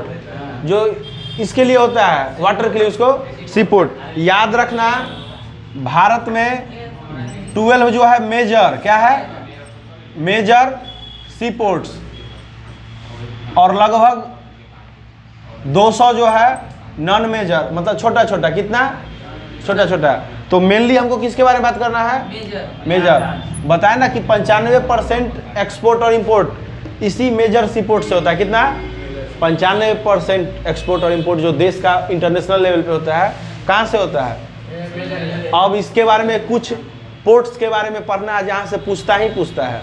सबसे पहला याद रख लो, इंडिया के फ्रीडम के बाद, इंडिया का फ्रीडम से पहले सबसे फेमस पोर्ट जो था वो था कराची। कौन था? कराची। लेकिन जैसे ही पार्टीशन हुआ इंडिया का, कराची किस कंट्री में चला गया? पाकिस्तान में। तो उसके भरपाई के लिए सबसे पहली बार, यानी आफ्टर फ्रीडम, जब first port was Kandla port. क्या था? लिख लो, फ्रीडम के बाद सबसे पहला पोर्ट कौन था? कांडला पोर्ट। कहाँ है? ये गुजरात में है। कहाँ है? गुजरात। इसके बारे में देखो क्या क्या पूछेगा। कांडला पोर्ट को टाइडल पोर्ट भी बोलते हैं। ज्वारीय है। क्या टाइडल का मतलब? तो इसको टाइडल पोर्ट भी बोलते हैं, TIDL, टाइडल पोर्ट, ठीक है। ज्वारीय पोर्ट। इसका पुराना नाम दीनदयाल पोर्ट था। क्या था? The oldest name of Kandla port is Deendayal port. Kandla जगह है, तटीय कोस्टल एरिया है। कहाँ का? गुजरात का। तो अगर पूछेगा, हाँ, दीनदयाल पोर्ट क्या है? Coastal area. कोस्टल का मतलब जो समुद्र के बगल का जो होता है ना, उसको कोस्टल एरिया बोलते हैं। सेकेंड कौन सा है? मुंबई। अब पूछेगा the largest port of India, तो मुंबई के बारे में लिख लो। ये देखो, ये क्या है? Tidal port. सबका अपना अपना प्रॉपर्टीज देख लो। अब बोलेगा लार्जेस्ट पोर्ट ऑफ इंडिया, तो कौन सा होगा? मुंबई। मुंबई पोर्ट। अच्छा, एक चीज़ देखो, हुआ क्या, यहाँ पे रश ज़्यादा होने लगा, भीड़ बढ़ने लगा, ट्रैफिक ज़्यादा होने लगा। तो इसके लोड को कम करने के लिए यहीं पे एक बगल में और पोर्ट हो गया। अब तो उसका नाम नहाओ सोवा हो गया है। उस टाइम में जो बनाया गया था उसका जवाहरलाल नेहरू पोर्ट। कौन सा पोर्ट? जवाहरलाल नेहरू पोर्ट। याद रखना, for the reduce of load to Mumbai port, new port construct Jawaharlal Nehru port. लिख लो। To the reduction of Mumbai port sea ports, for the reduction, to the नहीं, for the reduction of reduce करता है। For the reduction of, इन्हें के 13 हो जाएगा ना भैया। हाँ, for the reduction of the load of Mumbai ports, Mumbai ports New port construct. to new port constructs Jawaharlal Nehru in also a Mumbai coastal area, in Mumbai coastal area.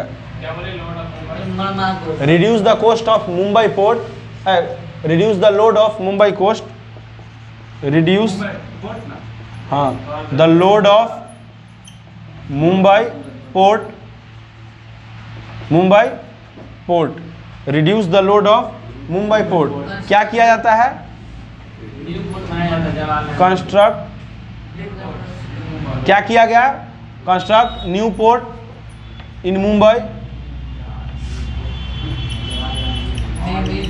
Mumbai नाम क्या था? जवाहरलाल नेहरू। क्या है? जवाहरलाल नेहरू पोर्ट। ठीक है, ये दो ठो याद हो गया। पहला कौन था? कांडला।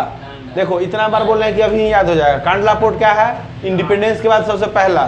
ठीक है, इंडिपेंडेंस हुआ भारत, मुंबई पोर्ट सबसे जो बड़ा है लार्जेस्ट मुंबई पोर्ट, उसके लोड को कम करने के लिए एक और पोर्ट क्या बना? ये भी कहाँ है? मुंबई में। थर्ड पोर्ट लिख दो, द ओल्डेस्ट, लिख दो द ओल्डेस्ट आर्टिफिशियल, या ओल्डेस्ट क्या अभी भी, द ओल्डेस्ट नहीं, द ओल्डेस्ट लार्जेस्ट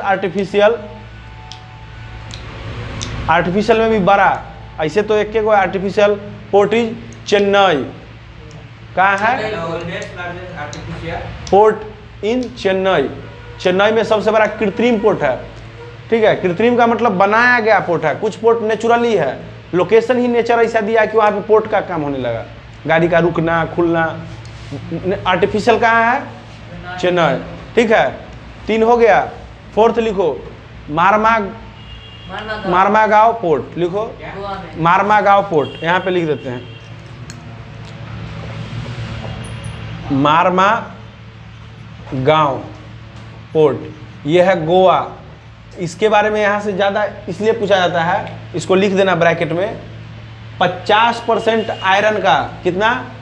50% आयरन का जो एक्सपोर्ट इंपोर्ट होता है इसी पोर्ट से होता है। 50% आयरन और का 50% of iron ore are import export इन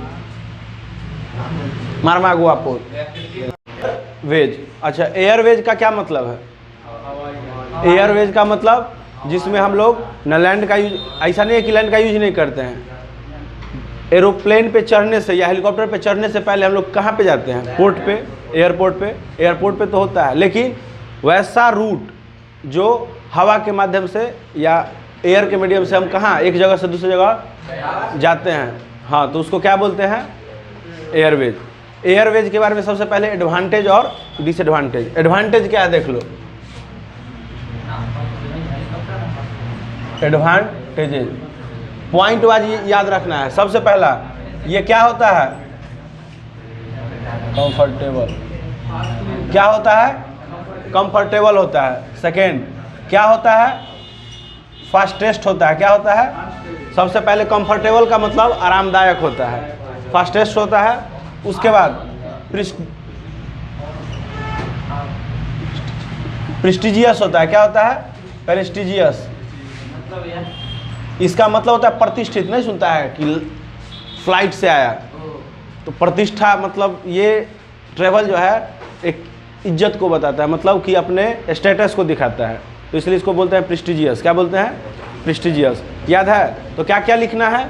सबसे पहले कंफर्टेबल होता है, फास्टेस्ट होता है, आप एक दिन में कहीं से भी जाके कहीं से आ सकते हैं। ठीक है, अब जहाँ ट्रेन से 3 दिन लगेगा, यहाँ 2 से 3-4 घंटा, मैक्सिमम 5 घंटा चला जाएगा। प्रेस्टिजियस, एक इज्जत मिलता है, स्टेटस डेवलप्ड होता है कि मतलब लड़का फ्लाइट से अप डाउन कर रहा है, तो ये प्रेस्टिजियस को शो करता है। ठीक है, अब एक चीज़ और है, इसका तो ये नॉर्मल हो गया। इसका और एडवांटेज क्या है? तो ये डेंस एरिया। डेंस एरिया का मतलब सबसे पहले तो हिली एरिया। कहाँ? हिली एरिया का मतलब हिमालयन एरिया में भी ये आ जा सकता है। ठीक है, उसके बाद फॉरेस्ट एरिया। फॉरेस्ट एरिया में भी इसका क्या होगा, आना जाना होगा। और तो और वो दुर्लभ जगह जहाँ पे ट्रेन और व्हीकल्स नॉर्मल ऑटोमोबाइल्स नहीं जाएगा, वहाँ पे ये जा सकता है। चाहे वो मरुस्थल ही हो, डिजर्ट, हम बताए थे ना डिजर्ट में ट्रेन वगैरह का मुश्किल हो जाता है, वहाँ भी हम लोग क्या कर सकते हैं, फ्लाइट से आ जा सकते हैं। ठीक है, तो ये डिजर्ट एरिया में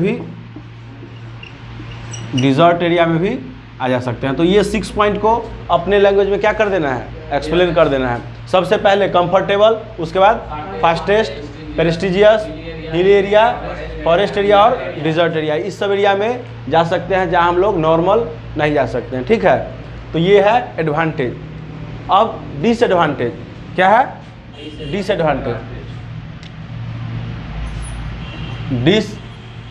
डिसएडवांटेजेज।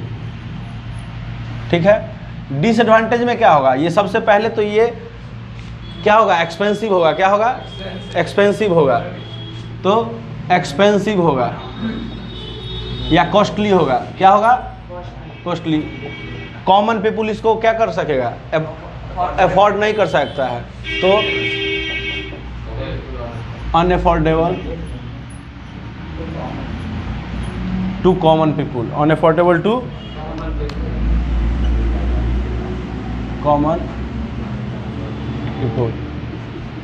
थर्ड, ये कॉमन पीपुल भी यूज कब होगा, जब नज़दीक में एयरपोर्ट हो। अब मान लो हमको एयरपोर्ट पकड़ने में ही ट्रेन से जाना पड़े 4 घंटा का रास्ता सफ़र करके, तो फिर क्या फ़ायदा, कहाँ टाइम से भी हो गया।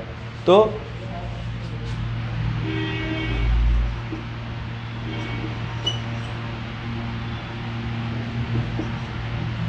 Not near location to every people.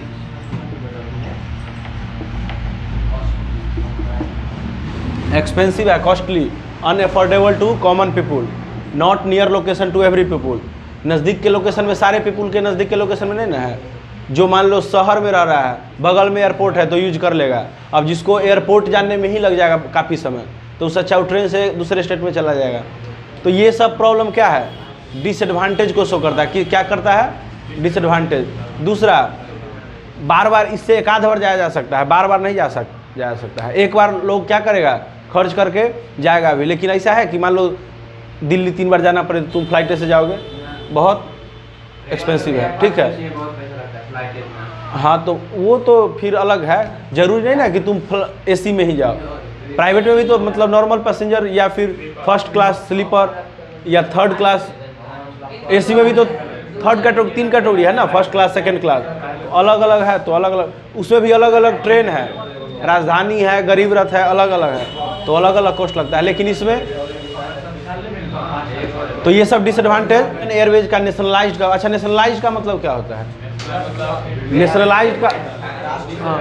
Nationalised का मतलब क्या होता है कि जब गवर्नमेंट अपने अंदर में किसी चीज़ को ले ले तो वो हो गया नेशनलाइज्ड करना। जैसे बैंकिंग का नेशनलाइज्ड सुना होगा, तो पहले शुरू में प्राइवेट था एयरवेज, ठीक है, अलग अलग, जैसे टाटा का था। उसके बाद 1953, तो लिख लेना, इन 1953 एयरवेज आर नेशनलाइज्ड। क्या किया गया, एयरवेज नेशनलाइज्ड किया गया 1953 में। उसके बाद ये गवर्नमेंट, अब तो फिर से क्या हो गया, प्राइवेटाइज हो गया। अब फिर से टाटा उसको क्या कर लिया, खरीद लिया, तो ये नेशनलाइज्ड हो गया। सेकेंड, इसका एक और चीज़ लिखना है कि पवन हंस जो है, क्या है, पवन हंस हेलीकॉप्टर लिमिटेड, ये प्राइवेट हेलीकॉप्टर सर्विस प्रोवाइड करता है। क्या करता है, जो सुनता होगा कि चुनाव के टाइम में जो मिनिस्टर लोग आते हैं, उनका वो अपना थोड़े ना रहता है, उनको सर्विस प्रोवाइड कौन करता है, वो भी भाड़ा पे लेते हैं। ठीक है, तो Pawan Hans helicopter limited provide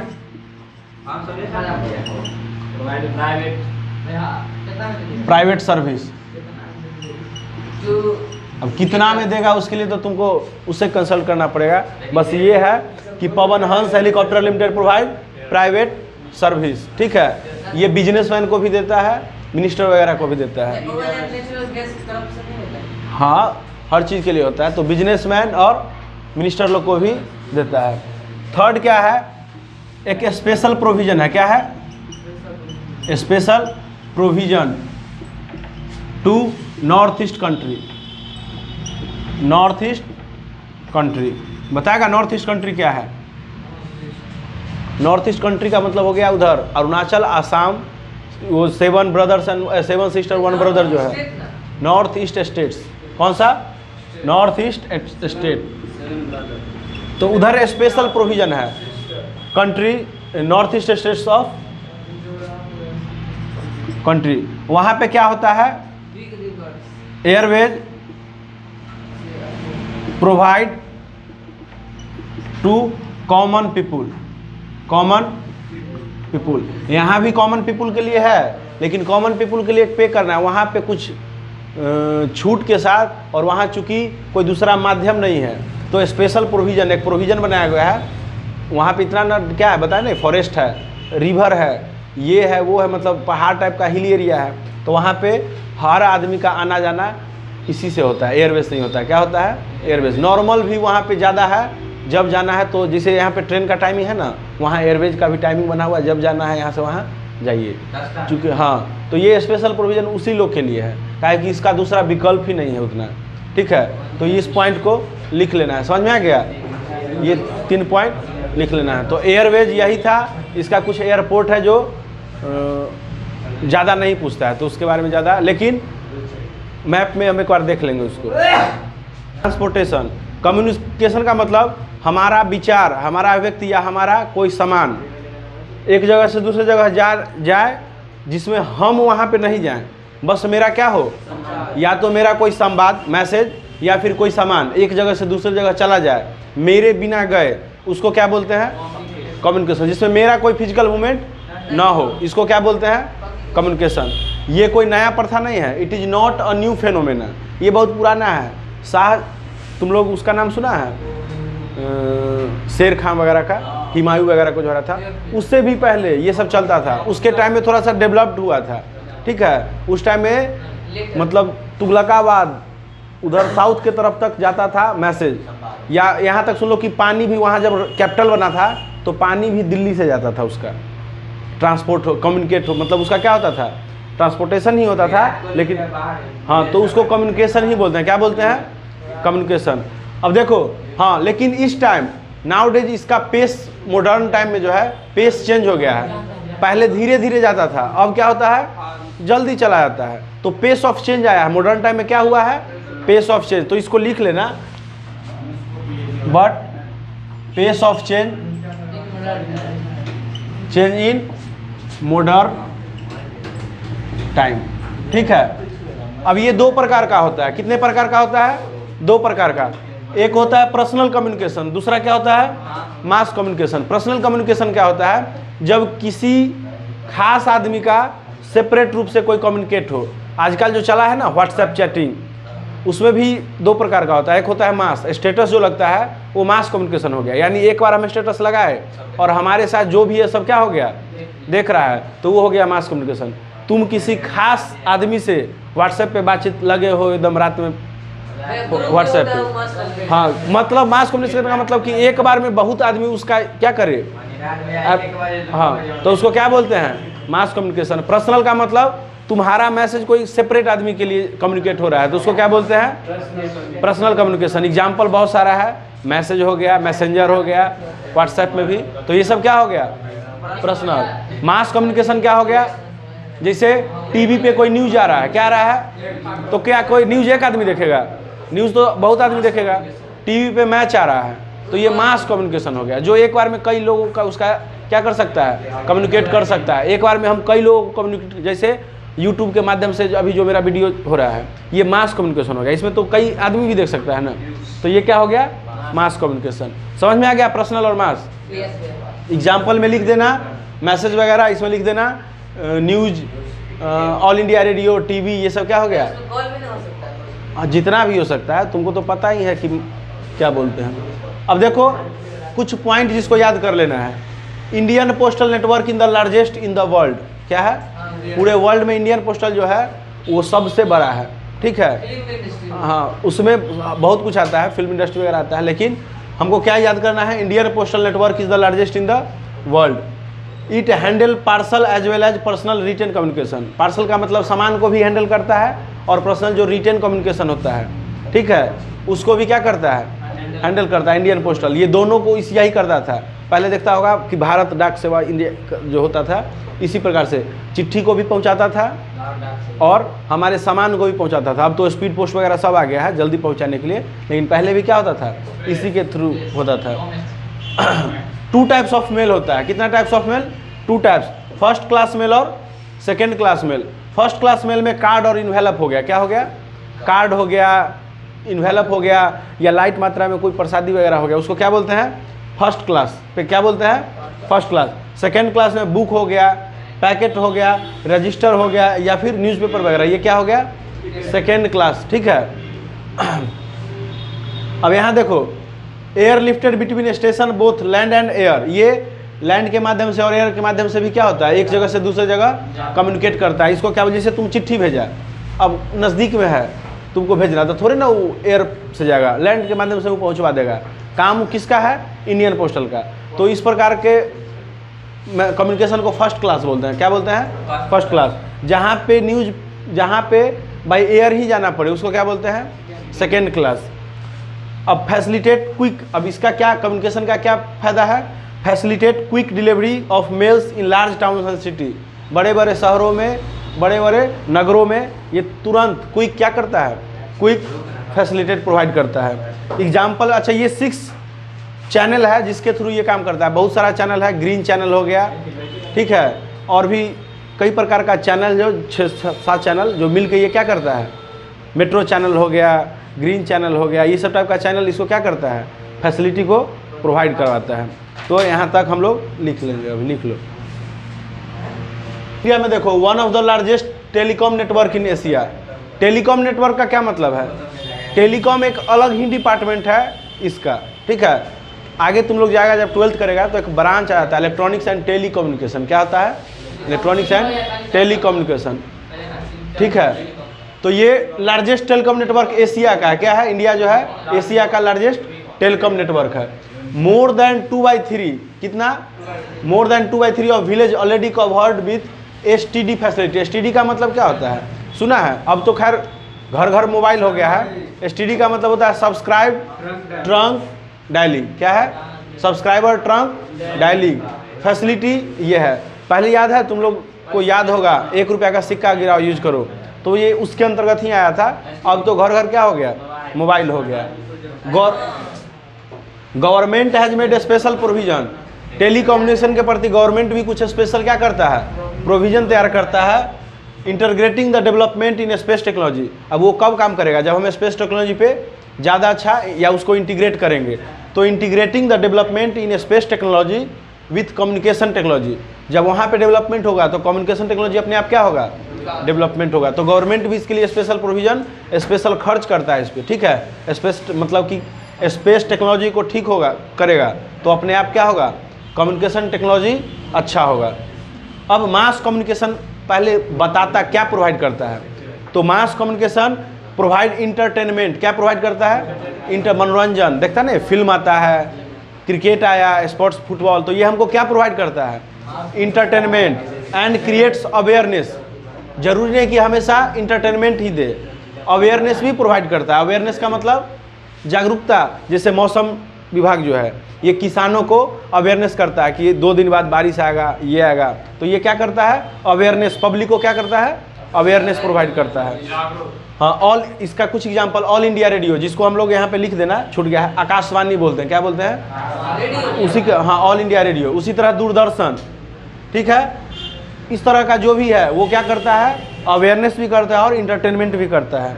the national television channel of India is one of the largest terrestrial, मतलब हमारे इंडिया में जो नेशनल चैनल है टेलीविज़न का सबसे बड़ा है। क्या है, सबसे बड़ा, हाँ, ठीक है।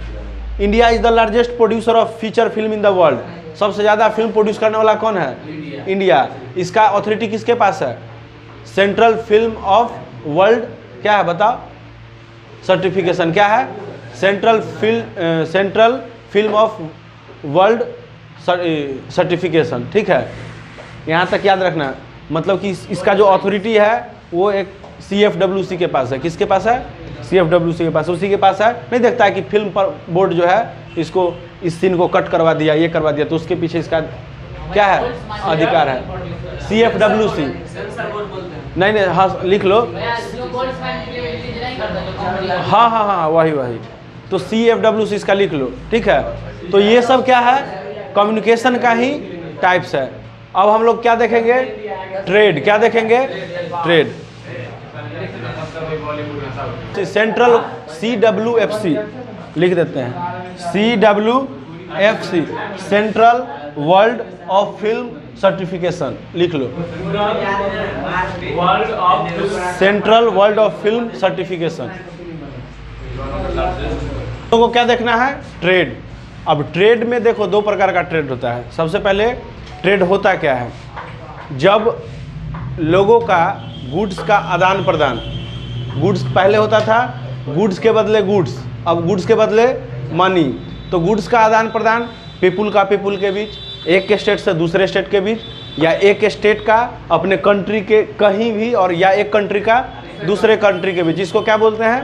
ट्रेड। तो जब कंट्री का दूसरे कंट्री के साथ गुड्स का आदान प्रदान हो, लेन देन हो, उसको क्या बोलते हैं? International trade. क्या बोलते हैं? International trade. जब एक कंट्री का गुड का एक्सचेंज दूसरे कंट्री के साथ हो, उसको क्या बोलते हैं? International trade. अब ट्रेड के लिए क्या क्या चाहिए? सबसे पहले तो मार्केट, और दूसरा क्या चाहिए?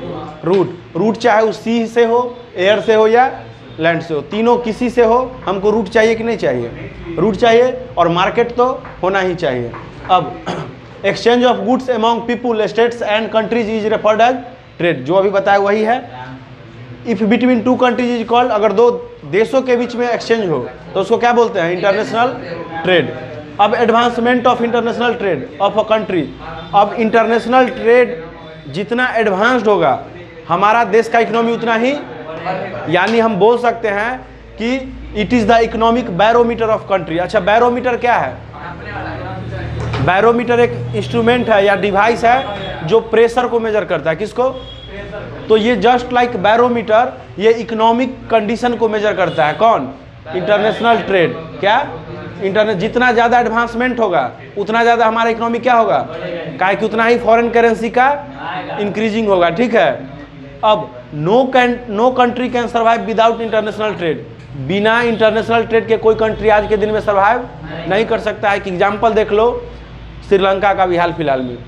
श्रीलंका जो रोड पर आ गया, कल परसों का न्यूज़ है, उसके पीछे का यही था। उसमें ट्रेड तो बहुत कम चलता था बहुत कम। उसका टूरिज्म से बहुत ज़्यादा फॉरेन करेंसी आता था। अभी आगे पढ़ेंगे tourism is a trade, tourism as a trade, तब उसमें बताएंगे श्रीलंका के बारे में। उसके GDP का 10 से 12% इनकम टूरिज्म से होता था। कोरोना के टाइम में बैन हो गया, श्रीलंका रोड पे आ गया। ठीक है। अभी उसका ये स्थिति है कि उसके पास 1.5 बिलियन फॉरेन करेंसी मात्र बचा हुआ है। 1.5 बिलियन, मतलब वो 10 दिन भी नहीं चलेगा। तो ये स्थिति है। ठीक है। और वो इतना ज़्यादा कर्ज में है, खैर वो अलग टॉपिक है। तो हम लोग समझ में आ गया, इसको जल्दी से लिख लो। अब हम लोग क्या देख रहे हैं? इंटरनेशनल ट्रेड को आगे। अब जब ट्रेड होगा, एक्सचेंज होगा, तो क्या होता है? या तो एक्सपोर्ट करेंगे या फिर इंपोर्ट करेंगे। तो अगर डिफरेंस एक्सपोर्ट और इंपोर्ट का है बराबर, तो उसको बोलते हैं बैलेंस ट्रेड। कि लगभग जितना बेचे उतना ही खरीदिए, तो उसको क्या बोलते हैं? Balance trade. अब एक होता है फेवरेबल बैलेंस ऑफ ट्रेड। किसी किसी के लिए फेवरेबल होता है कि जितना का फॉरेन, मतलब जितना पैसा हम दिए उतना ही पैसा फॉरेन ले लिए, तो ये फेवरेबल होता है। अब मान लो किसी के पास रिसोर्स ज़्यादा है, तो उसके लिए बैलेंस फेवरेबल होगा, उसके लिए क्या हो जाएगा? अनफेवरेबल। अब मेरे पास सामान ज़्यादा है तो हम ज़्यादा बेचेंगे, एक्सपोर्ट ज़्यादा करेंगे, इंपोर्ट कम करेंगे। तो ये फेवरेबल बैलेंस ऑफ ट्रेड और अनफेवरेबल बैलेंस ऑफ ट्रेड समझ में आ गया। जिसमें रिसोर्स ज़्यादा है, जिसके पास ज़्यादा गुड्स है, वो एक्सपोर्ट ज़्यादा करेगा, तो उसके लिए बैलेंस नहीं, उसके लिए क्या होना चाहिए? बैलेंस से ऊपर होना चाहिए, पॉजिटिव होना चाहिए, पॉजिटिव की तरफ। तो उसके लिए ये क्या हो जाता है? Negative point. कमोडिटीज, अब कुछ इसको याद कर लेना। कमोडिटीज का मतलब होता है सामान व्हिच इंडिया एक्सपोर्ट, जो इंडिया क्या करता है? बेचता है, दूसरे कंट्री को प्रोवाइड करता है। वो है एग्रीकल्चर प्रोडक्ट्स, कॉटन हो गया, व्हीट हो गया, राइस हो गया, ये सब क्या हो गया? Agriculture product. Ore and minerals, बहुत सारा ओर एंड मिनरल्स भी क्या करता है? प्रोवाइड करता है, बॉक्साइट हो गया, आयरन हो गया, ये सब प्रोवाइड करता है। कमोडिटीज व्हिच इंडिया इंपोर्ट, जो खरीदता है, पेट्रोलियम, ये क्या करता है, नेचुरल गैस खरीदता है, पेट्रोलियम वगैरह क्या करता है। उसके बाद इलेक्ट्रॉनिक आइटम जितना भी है वो क्या करता है, इंपोर्ट करता है, क्या करता है, इंपोर्ट करता है। तो इसको याद कर लेना है, ये पॉइंट एक ठो देख लेना स्टार मार्क करके। In India software giant as the international level, भारत में जो अभी सॉफ्टवेयर है, बहुत सारा कंपनी, इन्फोसिस है, TCS है, विप्रो है, ये इंटरनेशनल लेवल पे इसका मार्केटिंग चल रहा है। किस लेवल पे, इंटरनेशनल लेवल पे। और वो बहुत सारा फॉरेन करेंसी अर्न करने में हेल्प करता है इंडिया का, क्या करने में, अर्न करने में। तो इसका भी एक, इसको बैकबोन समझ लो अभी। एक तो सबसे ज़्यादा जॉब प्रोवाइड करता है, दूसरा ये फॉरेन करेंसी को मतलब गेन करने में क्या करता है, हेल्प करता है। ठीक है, बहुत सारा TCS है, विप्रो है, इन्फोसिस है, IBM तो बाहर का है, बहुत सारा है। ठीक है, कॉग्निजेंट है, एसेंचर है, बहुत सारा है। लास्ट टॉपिक क्या देख रहे हैं, लास्ट टॉपिक है tourism as a trade. Tourism का मतलब क्या होता है, हिंदी में उसको बोलते हैं पर्यटक। क्या बोलते हैं, पर्यटन का मतलब जब कोई चीज़ हम किसी देश के सौंदर्य को देखने, अपने ही देश में किसी चीज़ सौंदर्य को देखने जाते हैं, तो देखते हो ना कहीं कहीं पे टिकट लगा होता है या कुछ, तो वो भी अब व्यापार के तरह हो गया। क्या हो गया, उससे भी इंडिया को GDP या किसी भी कंट्री को क्या होता है, इनकम होता है, और GDP में ग्रोथ या डेवलपमेंट होता है। अब देखो, सबसे पहला point, generate more employment and economic को डेवलप करता है। एम्प्लॉयमेंट को क्या करता है, याद रखो, ये तो कम है, ज़्यादा ही होगा इसे, more than 50 million people directly रूप से इससे इंगेज्ड है। और तो और ये तो इंगेज्ड है डायरेक्टली, और इससे रिलेटेड फायदा कैसे है, एग्जाम्पल बता रहे हैं। मान लो तुम बोध गया गया, तो बोध गया घूमने, तो उससे फायदा क्या होगा, रेलवे को होगा, वहाँ लोकल ट्रांसपोर्ट बस वगैरह को होगा, ऑटोमोबाइल, वहाँ होटल जो होगा रखे हुए, उसको बेनिफिट होगा कि नहीं होगा। तो इससे दूसरे चीज़ों को भी, कनेक्टिविटी को भी क्या होता है, फायदा होता है। और देश के GDP में तो जो फायदा हुआ वो हुआ ही। तीसरा, बेनिफिट ऑफ टूरिज्म, और क्या क्या है, प्रोमोट नेशनल इंटीग्रेशन, हमारे राष्ट्र का जो इंटीग्रेटेड चीज़ है उसका क्या होता है, प्रमोशन होता है। Provide support to local handicraft, अब कहीं हम गए, वहाँ के लोकल हैंडीक्राफ्ट, हाथ का कोई जो इस तरह का कारनामा है, या फिर उसका संस्कृति, उसको क्या मिलता है, बढ़ावा मिलता है कि अरे वहाँ का ये। फॉरेनर विजिट इंडिया, मान लो इंडिया आया कोई विदेशी, फॉर हेरिटेज, हेरिटेज का मतलब कोई विरासत को देखने, टूरिज्म कोई उस तरह का खास चीज़ को देखने, एडवेंचर कुछ खास चीज़ को देखने, एंड कल्चर किसी खास संस्कृति को देखने, तो उससे उसका क्या होता है, हाँ, वर्ल्ड लेवल पे उसका नाम होता है। ठीक है, तो ये सब क्या है, बेनिफिट है। तो ये हम लोगों का ज्योग्राफी का लास्ट पॉइंट था। ज्योग्राफी ख़त्म हो गया है। मैं फिर से बता दे रहा हूँ कि इसका भी नोट्स डिस्क्रिप्शन में डाल दिया जाएगा, और हिस्ट्री का तो ऑलरेडी कोई मांगा था ना, तो उसको डाल दिए हैं। और बढ़िया नोट्स है, उससे बाहर बिल्कुल भी नहीं। पार्ट 3 वाले में होगा, हिस्ट्री के पार्ट 3 जो है उसमें नोट्स डाल दिया गया है। ठीक है, और इसका भी नोट्स डाल दिया जाएगा।